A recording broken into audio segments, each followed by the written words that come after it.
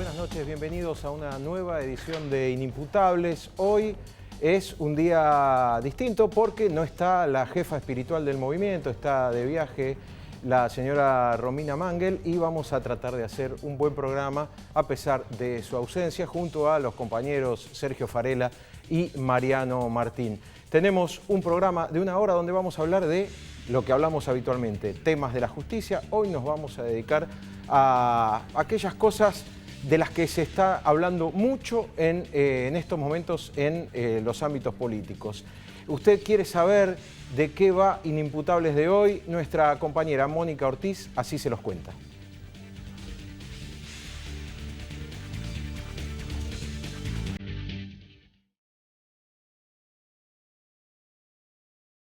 Esta noche en Inimputables, el debate por la justicia penal funciona mal.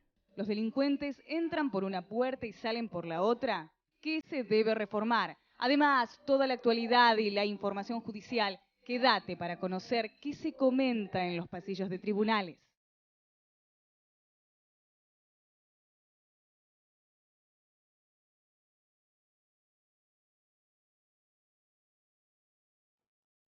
En Inimputables, 3 diputados nacionales van a hablar hoy de por qué hay que reformar el Código Penal y por qué hay que reformar el Código Procesal Penal. Ustedes preguntarán qué son esas dos cosas. Vamos a tratar de que los legisladores nos ayuden a entender qué es cada una de las dos cosas. Trajimos como invitados a la diputada Diana Conti, al diputado Gilberto Alegre y a la diputada Patricia Bullrich, la diputada Conti del Frente para la Victoria, Alegre del Frente Renovador y Patricia Bullrich de Unión por Todos. Estamos aquí para preguntarles con nuestros compañeros por qué hay que reformar el Código Penal y para qué. Empezamos por Diana Conti.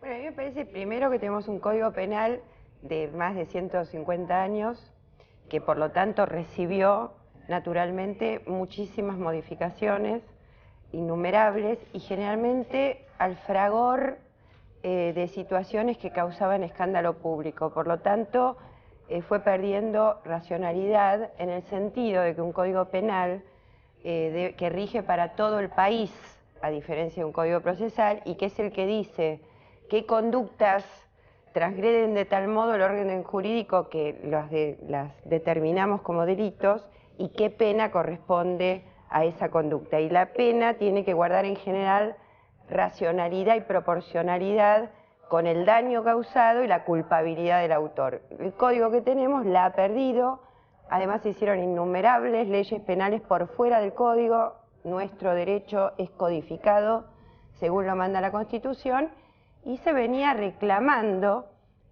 durante la democracia un nuevo código penal que bueno, tenemos por ahora por una comisión designada por la presidenta un anteproyecto en debate actualmente en las universidades públicas. Diputado Alegre. Bueno, como bien dice la diputada Conti, nuestro Código Penal es un código que ha quedado desajustado. El Código Penal es un cuerpo sistemático de normas y esa sistematicidad se ha ido perdiendo conforme el transcurso del tiempo, ha regido sobre dictaduras, democracia, con distintas épocas y distintas problemáticas. Entonces el sistema de penas se ha desestabilizado, digamos, en el sentido de que han quedado hechos muy graves con penas muy leves y por el contrario hechos leves con penas más graves. Esto es lo que hay que tratar de resolver. Esto sin ninguna duda uno lee los fundamentos del anteproyecto y esto es razonable. Lo que no es razonable es por el lugar donde avanza, que es el de la reducción de las penas.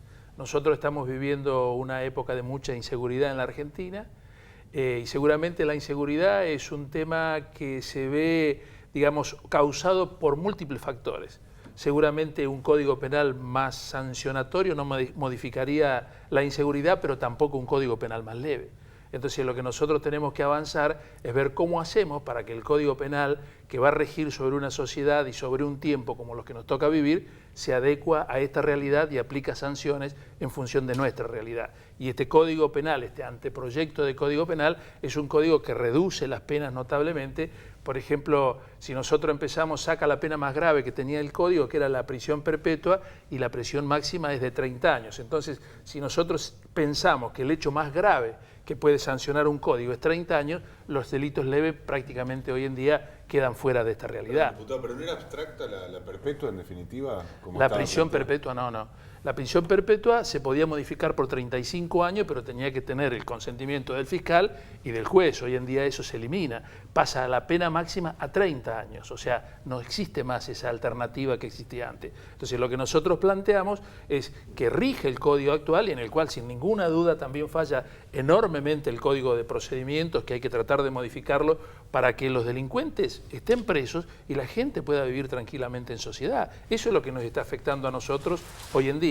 En el tema del código de procedimientos, hoy en día, por función del código de procedimiento, hay montones de hechos que quedan absolutamente sin sanciones. Diputada Ulrich, perdóname, Sergio, ¿por qué hay que modificarlo el código? Bueno, a ver, el primer tema que nosotros tenemos es que hoy la Argentina está viviendo una real sensación de inseguridad y está viviendo hechos nuevos, hechos que no fueron pensados hace muchos años. Si nosotros pensamos en el narcotráfico, en lo que significa la figura del sicario, si pensamos en muchas de las cosas que están sucediendo, la facilidad de la muerte, el robo lleva a la muerte, antes el robo no necesariamente llevaba a la muerte. Entonces hay una cantidad de cosas que han cambiado la conducta de la sociedad, la realidad de la sociedad, y que han cambiado el tipo de delito que se cometen. Eso implica que se vayan adaptando las normas de acuerdo a las realidades que los países van viviendo. Nuestro Código Penal es un código emparchado, es un código que tiene una cantidad de parches y que esos parches no necesariamente tienen lógica, porque hay delitos que son muy graves, que tienen penas que no son tan graves, y delitos que no son tan graves, que tienen penas muy graves. Entonces, la lógica de un código penal es que el primer valor es el valor de la vida. Es decir, la muerte, el asesinato de una persona es lo más importante. Si ese asesinato, además, es, por ejemplo, un asesinato masivo, como fue el asesinato en la AMIA, es más grave aún. Entonces, eso es lo primero. A partir de ahí uno ordena el conjunto de las penas. Esto se puede hacer con una filosofía más dura o con una filosofía más blanda, o se puede hacer con una filosofía equilibrada. Bueno, lo que creo que se tiene que discutir acá es con qué filosofía se ordena el Código Penal. Si lo hacemos con equilibrio o lo hacemos duro o blando.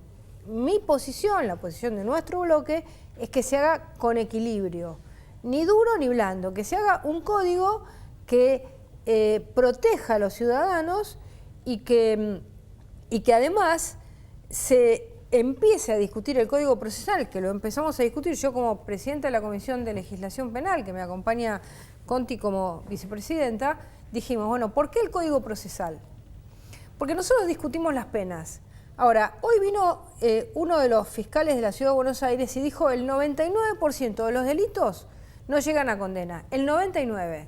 Entonces, ¿qué es más importante? ¿Discutir cuánta condena va a tener el 1% de los delitos? ¿O con qué sistema logramos que más delitos lleguen a condena? Y por eso pusimos en debate el Código Procesal Penal, que una cosa es un juicio de 15 años y otra cosa es un juicio de 1 año, un juicio oral, un juicio rápido, un juicio inmediato. Entonces, quizás cambiamos un poco el orden. Se venía discutiendo el Código Penal y nosotros dijimos, bueno, primero discutamos el procesal. Bueno, cuando llegue el penal, por supuesto que lo vamos a discutir porque es nuestra obligación discutir aquellas cosas que vienen. Pero a mí me parece que el orden que hemos establecido de discutir primero el Código Procesal Penal y luego el Código Penal en sí mismo es más ordenador, porque si yo tengo mejores procedimientos, voy a tener más condenas o no, de acuerdo a la realidad del delito que se cometió o no se cometió, y después voy a decir qué pena le corresponde a cada uno de esos delitos. Ahora parece ser, diputados, que una de las críticas que más se hace a la justicia, al menos, son los tiempos, y en las causas de corrupción se ha dicho que un promedio, según informes de distintas ONG, que son de 14 años, entre que se empieza la investigación y que concluye si es que llega a juicio oral y público. Mi pregunta es, ¿eso no es una de las mayores soluciones que se tendría que dar? Digo, las causas por corrupción, achicar los tiempos, nosotros llegar a juicio. Sí, en esas y en todas las causas. Todas las causas. En todas. Usted Acá lo que pasa, perdón. Perdón, sí, disculpa. Sí, en todas. Acá lo que ocurre es que por el sistema de funcionamiento del Código Procesal hay muchísima impunidad. Hoy en día las causas penales las conducen los fiscales y los fiscales tienen mucho trabajo, delegan en la policía está sospechada y entonces hay muchísimos hechos que no se investigan, se investiga mal y no llegan a juicio. O sea, de los hechos que llegan a juicio, hay muchísimos que quedaron en el camino por la deficiente administración de la justicia. La de justicia nuestra, nosotros tenemos que colocar a la víctima en condiciones de igualdad con el victimario, de manera tal que la víctima pueda participar en el proceso, instando la investigación, acercando pruebas y obligando a la Fiscalía y a la Policía a trabajar en dirección al esclarecimiento de los hechos. Hoy en día las víctimas no pueden participar en este proceso, queda todo librado a la ineficiencia del Estado. Entonces nosotros creemos que hay que cambiar este procedimiento para tratar de que la víctima pueda también participar en esta situación. Y obviamente nosotros creemos que el Código Penal, más allá de que discutamos hoy el Código de Procedimiento, este Código Penal en este momento no se puede discutir por un anteproyecto que trae la reducción de las penas. Me parece que no es el momento adecuado, estamos pasando unos momentos muy difíciles en la Argentina y este Código Penal permite, por ejemplo, con el procedimiento que Barreda esté en libertad. Y nosotros, así como Barreda, lo digo porque es un caso emblemático en la Argentina, Barreda debería seguir estando preso. Pero entonces tiene razón el panelista que te señaló que la prisión perpetua es una irrealidad. Porque si fuera como vos decís... Sí, porque Barreda no hace 35 años que está preso. Por supuesto, pero es un funcionamiento inadecuado del sistema procesal. O la ley de ejecución de la pena. Me parece que la discusión que vamos a tener que dar... yo opino dos cosas. Primero, que el trabajo del legislador ha sido siempre ponerle pautas a los ordenamientos procesales para que la justicia trabaje más y sea más rápida. Cuestión en la que nunca vamos a tener éxito, porque incluso con el Código Procesal Nacional Penal actual, la instrucción tiene un plazo que no se cumple, la prisión preventiva debería tener otro que tampoco se cumple, etc. Y en esto los jueces generan derecho en los casos concretos y no hay poder, salvo que el juez cometa una mala praxis y se lo someta a juicio político, no hay poder que pueda generarles su total modo de actuación. Pero creo que es necesario dar el salto, que así como se dio por los 90, el salto de un proceso inquisitivo, escrito, secreto, a un proceso oralizado, oralizar la totalidad del procedimiento y ir a un procedimiento acusatorio, sabiendo que los legisladores vamos a hacer mucho, pero va a haber partes de cualquier procedimiento que los jueces van a interpretar y aplicar a su modo. Por lo tanto, la participación social y estos debates son muy importantes, porque el judicial son los poderes más impermeables a la participación popular. Ahora, por eso también está bien que el juicio por jurados sea parte del análisis, etcétera. Lo primero que creo es que, digamos, nosotros tenemos que como salir de la escena política y ponernos en un rol muy de legisladores. ¿Por qué? Porque el Código Penal y el Código Procesal Penal nos supera ampliamente a todos nosotros. Es decir, llega hasta el último hogar de los argentinos. Sí. Entonces, tenemos que lograr salir un poco del lugar de cada uno y ponernos en los que codificaron la Argentina. Si no nos podemos poner a esa altura, vamos a hacer las cosas mal. Entonces, ese es un compromiso que tenemos que tomar todos. Salgamos de la nota del día, del corto plazo, y pongámonos en ese lugar, porque estos códigos fueron hechos, digamos, con mucha seriedad en un momento histórico, está bien. A nosotros nos toca ahora modificar los códigos. Entonces, si nosotros logramos ponernos en ese lugar, vamos como legisladores, vamos a lograr dar un paso importantísimo para nuestra sociedad. Y ninguno de nosotros va a sacar el código que le gusta. todos vamos a tener que dejar un poquito de nuestra verdad para encontrar una verdad común. Así se construye un código. De la otra manera no es un código, de la otra manera es una ley en pugna. Ahora, la pregunta, diputados, es, en las encuestas de opinión hay coincidencia en que mayoritariamente los segmentos de la población dicen uno de los principales problemas, si no el principal, es la inseguridad. Sea esta una sensación, sea un incremento efectivo de los hechos de inseguridad. 3 fuerzas políticas están acá representadas. ¿Hay alguna forma que las fuerzas políticas reduzcan esta sensación o colaboren a que haya menos inseguridad? Más o menos en lo inmediato, no estoy planteando una entelequia de aquí a 10 años. ¿Se puede hacer algo desde la política? La ley penal llega después que el hecho delictivo se cometió. La única función disuasoria que podemos encontrar en el Código Penal es una función disuasoria de la pena. Pero la pena sirve para disuadir si quienes delinquen ven que esa pena llega y se aplica. Por eso no me importa tanto una pena perpetua, y a veces me importa tanto el quantum, sino que todos tengamos la seguridad de que las penas se van a aplicar y que van a ser de aplicación efectiva.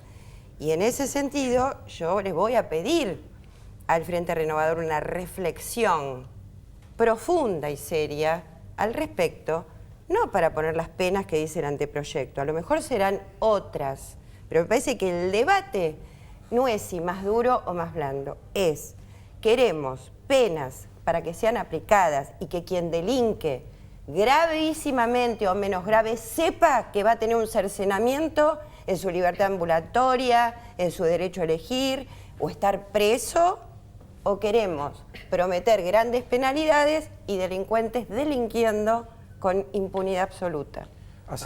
Hace un minuto la diputada Conti hablaba de la necesidad de otras miradas para la discusión. Nosotros tenemos algunas miradas para aportar para que nuestros televidentes... Yo quisiera dejar en claro una cuestión.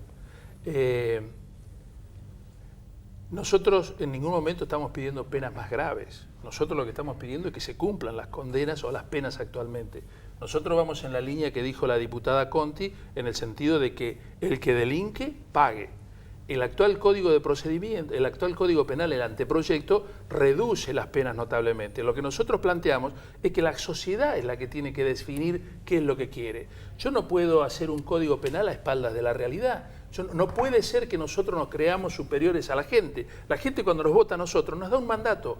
Y yo no veo que ninguna sociedad haya votado, ninguna parte de la sociedad haya votado legisladores para que los delincuentes queden en libertad. Yo voy a un pueblo, recorro todos lados y la gente pide que los delincuentes estén presos. Y nosotros queremos reunirnos a espalda de la gente para hacer un código técnicamente perfecto, pero que no se adecua a la realidad. No, esto nosotros no lo compartimos. Nosotros hicimos una campaña en la cual nos propusimos y nos comprometimos a trabajar con la inseguridad.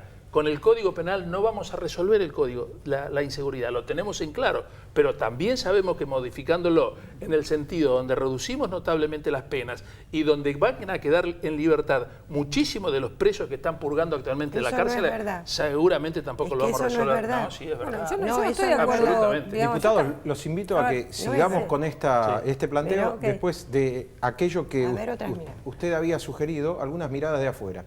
Vamos a empezar con Diana Cohen Agrest, es madre de un chico que fue asesinado en un hecho delictivo. Ella nos cuenta qué cree que hay que hacer con el Código Penal. ¿Quién cambia el Código Penal? ¿Quiénes son los autores del Código Penal? Entonces, lo primero que yo cambiaría precisamente son a los autores, porque si bien esos autores son miembros de una comisión que ha sido nombrada por la Presidenta de la Nación y que, según se dice, es una comisión multipartidaria, lo cual es real.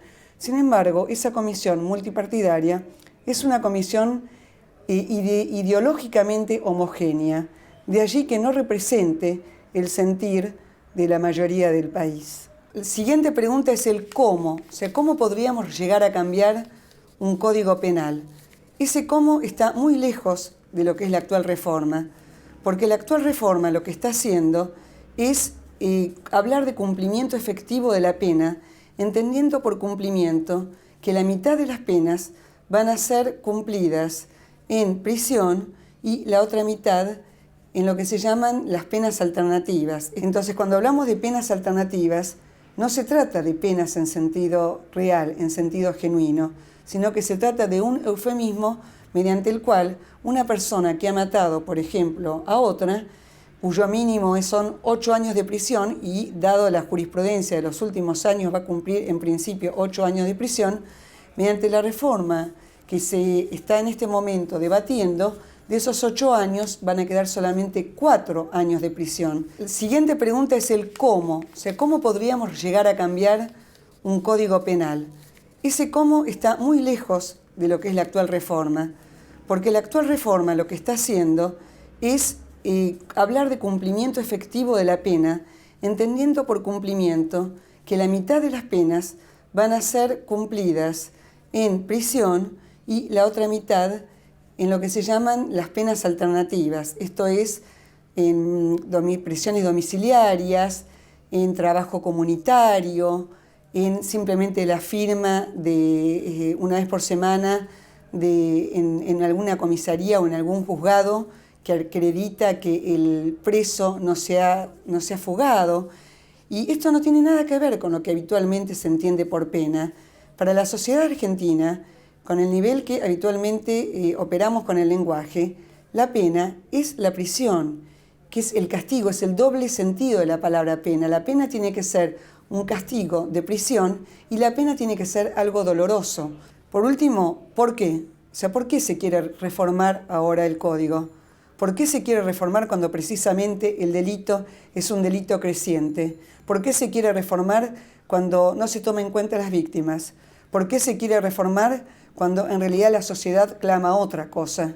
Si el código es un código que tiene que ser solamente debatido en las academias, y aclaro que yo soy académica y a mí nadie me llamó, entonces uno podría preguntarse, se supone que la ley tiene que ser comprendida por todos, la ley tiene que ser un elemento fácilmente aprehensible por el común de la gente. Si solamente los expertos tienen la voz y voto en el código, entonces difícilmente pueda de alguna manera la sociedad respetar dicho código.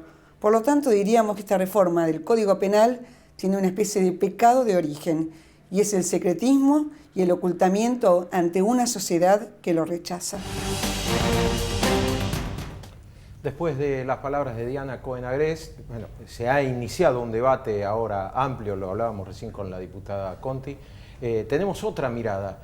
La historiadora, una excelente persona con la que tuve la suerte de trabajar, es Emma Cibotti. Su hijo fue asesinado por un conductor, lo mataron con un auto. Y nos cuenta esto, nos cuenta su opinión acerca de la reforma del Código Penal.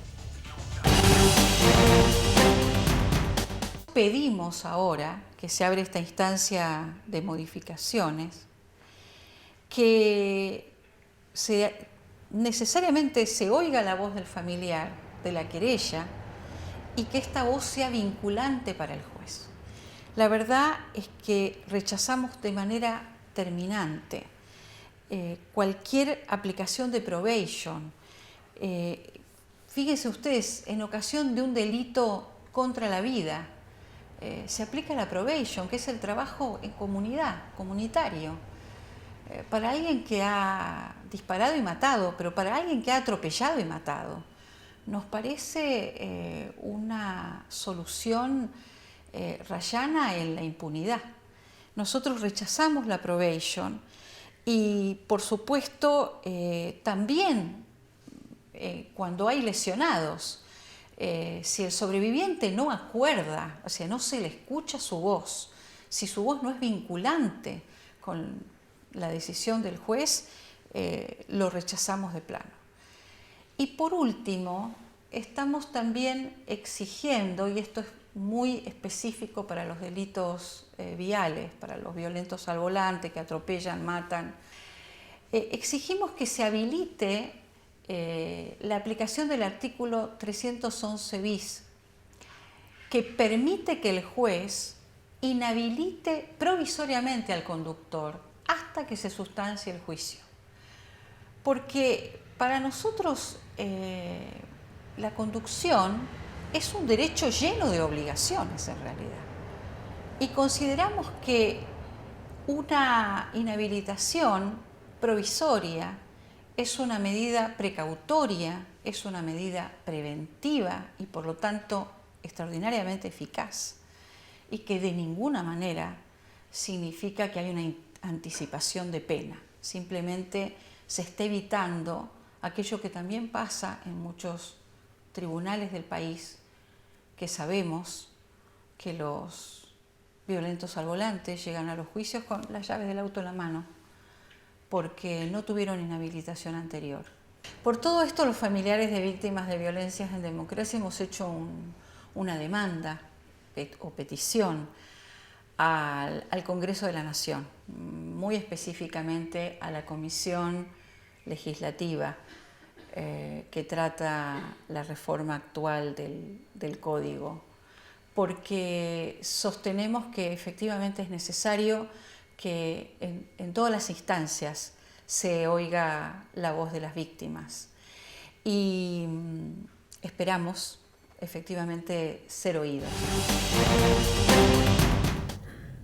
Y recién escuchábamos a Emma Cibotti, antes escuchábamos a Diana Cohen Agrest, pero antes de estas opiniones se había empezado a hablar en la mesa con los diputados de esta idea que sobrevolaba todo el debate relacionado con las posibles modificaciones al Código Penal acerca de una liberación en masa de quienes hoy están presos.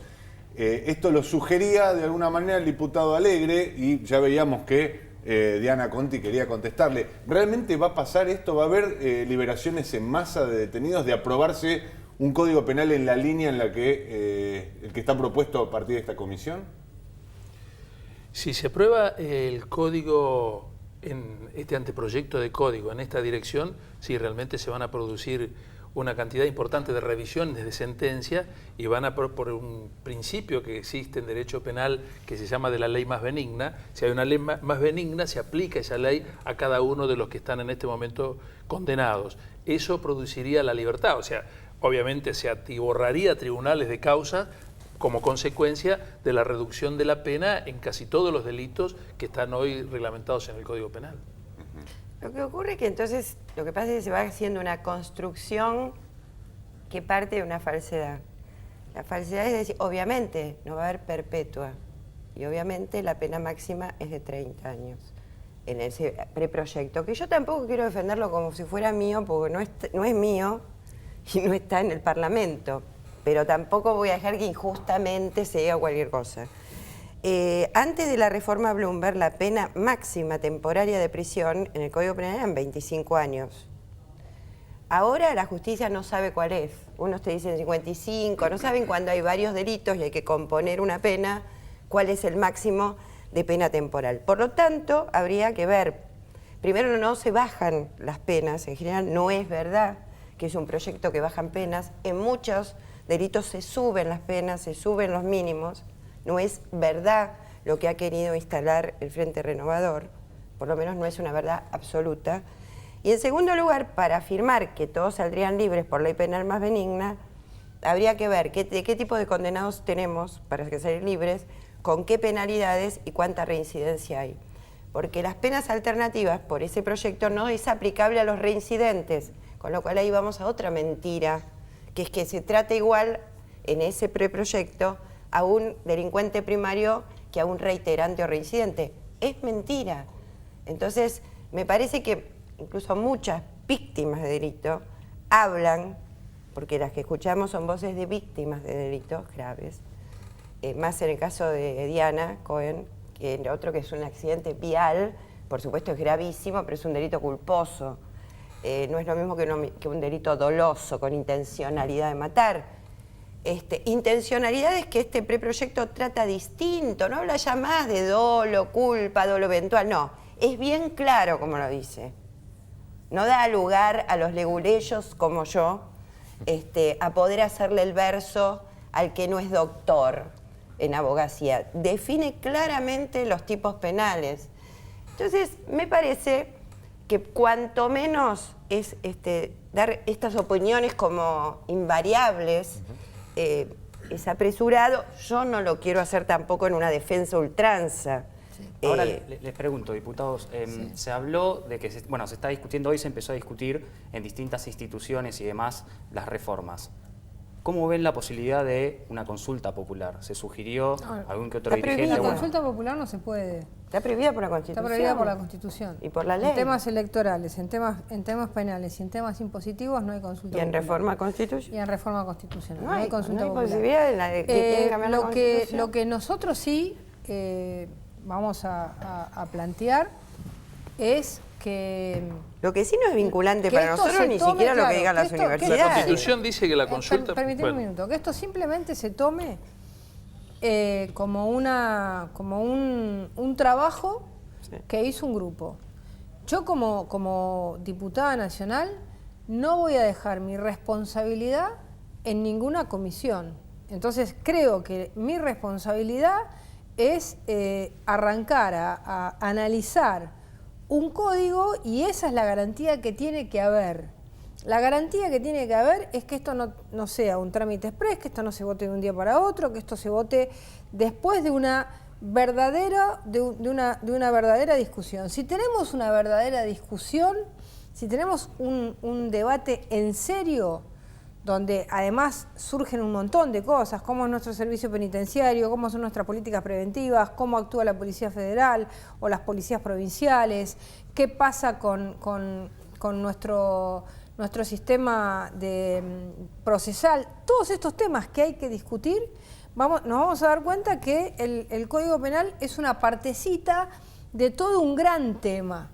Entonces, nosotros lo que pedimos como Unión por Todos, junto con el PRO, lo que pedimos es que el debate sea abierto, que me parece muy bien que lo discutan todos los titulares de las cátedras de Derecho Penal de la Argentina. Me parece muy bien. Cuando venga al Congreso, si viene a nuestra comisión, nosotros lo vamos a abrir a la sociedad. Y la sociedad son todos. Son las víctimas, son los que han sufrido el delito, son los que, digamos, de alguna manera también han sufrido el régimen penal y muchas personas que han estado injustamente detenidas.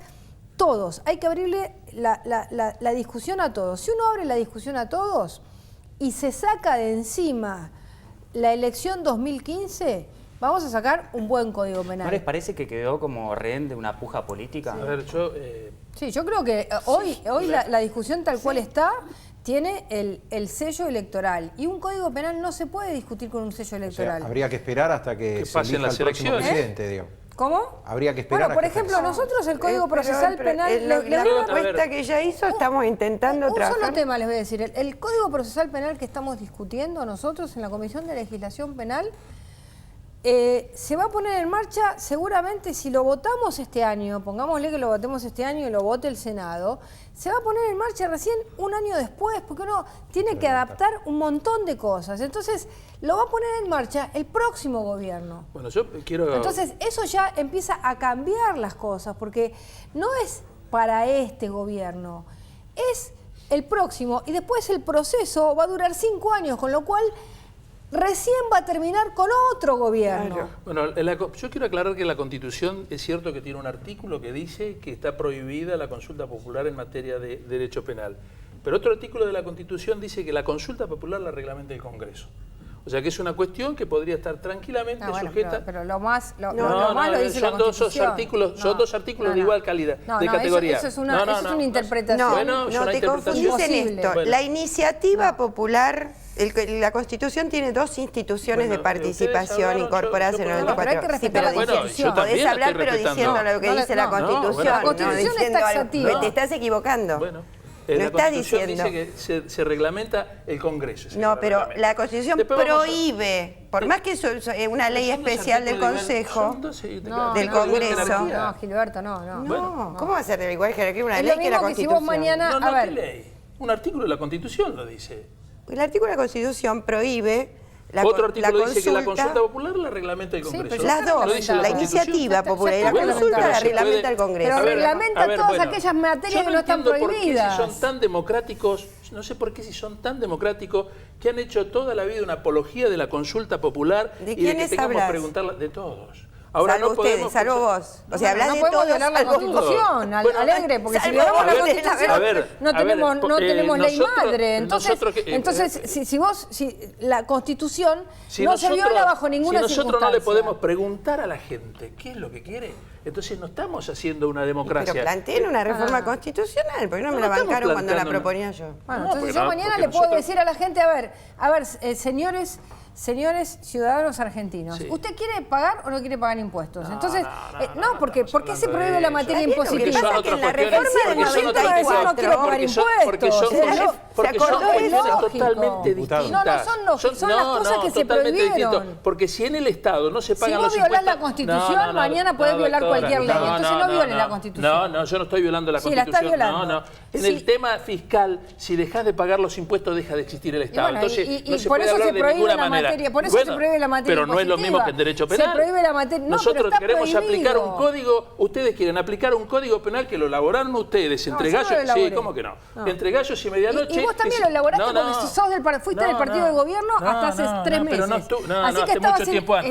perdóname, mucho estabas tiempo en antes, esa querida. comisión Mucho tiempo representado antes. por el Frente para la Victoria. Así que no totalmente te borres equivocado. de tu pasado. No me borro de mi No te pasado. borres. Yo nunca Estabas estuve ahí. en esa comisión. Yo estoy fuera del kirchnerismo. Massa, Giustosi y vos eran parte del Frente para la Victoria. Yo estoy fuera del kirchnerismo Así de que hace lo muchísimo representaba tiempo. Zaffaroni. De hace muchísimo ¿Vos lo tiempo. ¿A vos? impugnaste a Zaffaroni? No, yo ¿Lo pertenezco impugnaste a de hace Zaffaroni? mucho tiempo antes. ¿Lo impugnaste a Zaffaroni? Yo no estoy sí. adentro. Vos no Yo lo estoy impugnaste. adentro. Bueno, pero lo hubieras impugnado dentro de tu No, partido que estuvieron yo participando. lo impugné, lo impugné como juez de La la Corte. única Vos no lo garantía. impugnaste. Eras del Frente para la Victoria y eras representante del mismo partido que A mí Conti.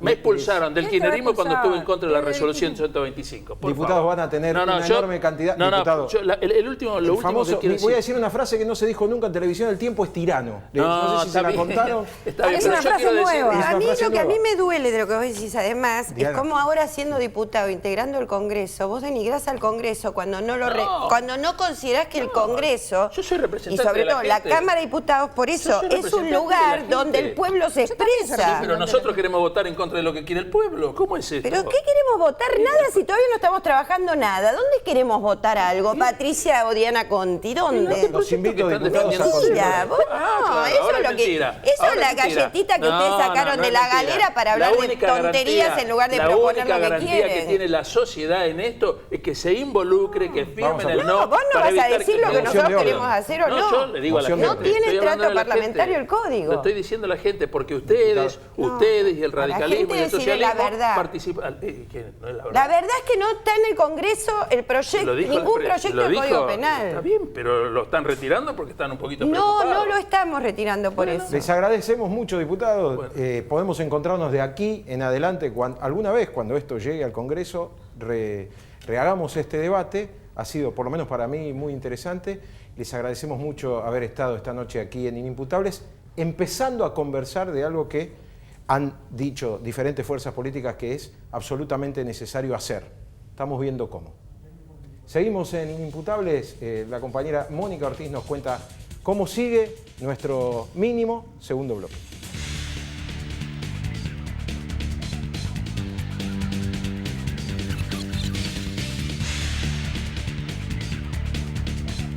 En instantes, en el segundo bloque, no te pierdas las últimas noticias del ámbito judicial en una semana caliente.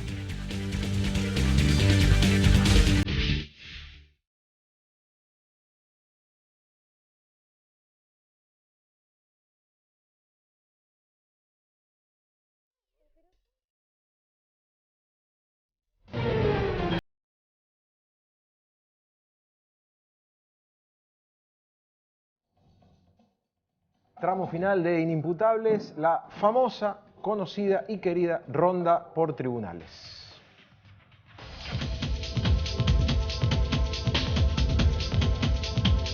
Malas noticias para María Julia Alzogaray, la ex funcionaria menemista. Parece ser que es la única que paga los platos rotos del menemismo. En el día de ayer la condenaron en un tercer juicio en su contra que se hizo. Fue condenada ayer a 4 años de prisión por el delito de fraude. Justamente se la acusa de irregularidades, varias irregularidades en el proceso de liquidación de la estatal Entel, de la cual ella estaba a cargo. Fue condenada en el día de ayer. La fiscal había pedido la semana pasada la pena de 4 años de prisión. fue condenada. La pena, según lo decidió el tribunal, se hará efectiva una vez que quede firme, pero lo cierto es que esta es la tercera condena que recae sobre la ex funcionaria menemista. En el 2004 había sido condenada por enriquecimiento ilícito a 3 años de prisión, que la condena además implicó un decomiso importante de dinero de más de 3 millones de pesos, y el año pasado, en otro juicio oral y público, son 7 alrededor que tiene la exfuncionaria, se la condenó a 4 años de prisión también por irregularidades, también administración fraudulenta en lo que fue la contratación de personal para la Secretaría de Medio Ambiente, de la cual ella era titular. Recordemos su paso tan famoso por los 1000 días en que prometía limpiar el riachuelo y no prometió. Y otro de los temas tiene que ver con el dirigente Luis Delía. Luis Delía, en el día de hoy, tuvo que presentarse en tribunales, citado por el juez federal Julián Ercolini, lo citó por el delito de intimidación pública, a raíz de aquel conflicto fuerte entre el gobierno nacional y el campo allá en marzo del 2008, donde Delía de alguna forma encabezó una contramarcha de una movilización que habían llevado a cabo los ruralistas en las inmediaciones de Plaza de Mayo. Le dio una piña al ruralista, por eso ya había sido condenado a 4 días de prisión en suspenso, pero lo cierto es que por el delito de intimidación pública, Delía hoy se tuvo que presentar a tribunales, estuvo ante el juez federal Julián Ercolini, y en los próximos días se definirá su citación procesal.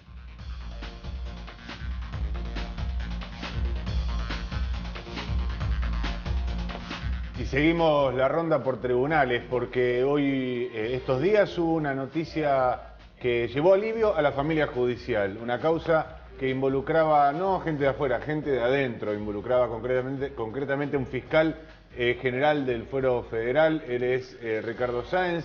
También se mencionaba la posible participación de un juez federal, Luis Rodríguez, y de un alto funcionario policial, Marcelo Pecorelli. Ellos tres se los había sindicado a partir de escuchas telefónicas que tenían eje en el funcionario policial, que supuestamente, como también abogado, hacía algunas negociaciones o se lo acusaba por negociaciones incompatibles con su cargo en la Policía Federal Argentina. Desprendido de eso, también se acusaba a este fiscal general y también se hablaba de la posible participación de este juez federal. Todos ahora más tranquilos. La Cámara Federal, que dijo: el juez que había ordenado todas estas medidas, estas escuchas telefónicas, no fundó correctamente las razones para tomar justamente estas escuchas, para hacer estas investigaciones que desembocaron en allanamientos y en una investigación, así que todos respiran aliviados. El otro tema, la Corte Suprema de Justicia, de esto se supo muy poco en Buenos Aires, pero hace un mes respondió a una decisión del Tribunal Superior de Justicia, la Corte, por decir de alguna manera, de la provincia de Córdoba. Una provincia cuya justicia es muy restrictiva respecto de las libertades de aquellas personas que están investigadas. A la hora de hablar de investigaciones, siempre se vuelca a favor de la prisión preventiva. La Corte Suprema, ¿qué dijo en este caso? Eran 4 personas que estaban encarceladas, que llegaron a la máxima instancia judicial de la Argentina. La Corte dijo: la prisión preventiva solamente se debe aplicar en casos muy, pero muy extremos. 5 de los 7 jueces de la Corte sostuvieron esta posición justamente en momentos en que las libertades individuales también están sometidas a debate, justamente a partir de lo que se discute sobre el Código Penal y el Código Procesal Penal.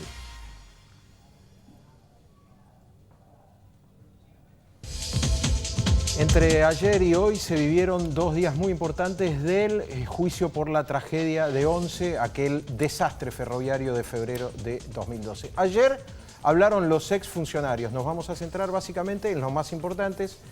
Juan Pablo Schiavi, el secretario de Transporte, cuando fue el choque de Once, y Ricardo Jaime, el anterior secretario de Transporte. ¿Qué hicieron los dos? Hablaron de todo lo que se hizo para modificar el sistema ferroviario argentino. Incluso el cínico de Ricardo Jaime dijo que había funcionarios que no se iban de vacaciones para mejorar el sistema de transporte, cuando él está condenado, va a juicio oral porque el empresario Sirigliano le pagaba viajes para irse con aviones privados a pasar fines de semana largo afuera. Schiavi habló de todo lo que se hizo y, algo muy importante, pidió perdón por la enorme falta de respeto y pavada que dijo al día siguiente del choque, cuando explicó que si el tren hubiese chocado un feriado habría sido menor la desgracia. Y hoy hoy fue lo que yo creo lo más importante. Hablaron víctimas, personas que estuvieron adentro de ese primer vagón horrible donde murieron 51 personas. Habló una mujer que perdió a su hija en el choque y que dijo que había escuchado al motorman decir que había problemas con los frenos.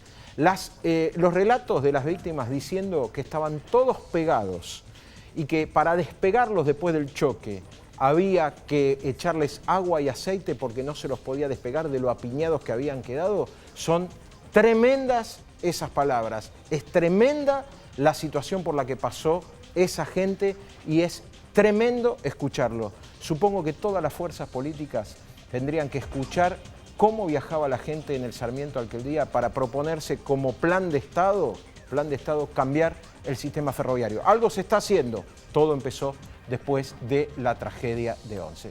Señores, llegamos así al final de este Inimputables sin Romina Mangel. Esperamos con Farela y con Mariano Martín haber hecho lo mejor posible. Aclaramos un datito, Omar. El juez Luis Rodríguez no está dentro de los que estaban imputados. ¿Te acuerdas que te había comentado la causa esta? Estaba mencionado dentro de las escuchas. Habíamos mencionado a un fiscal general, a un alto funcionario policial, pero parecía como que estaban dentro del mismo paquete. No, el juez no está dentro del mismo combo. De todos modos, ya están todos mucho más tranquilos, ¿no? Hecha esa aclaración. Hecha la aclaración, nos retiramos aquí en Inimputables. Chau, hasta la semana que viene.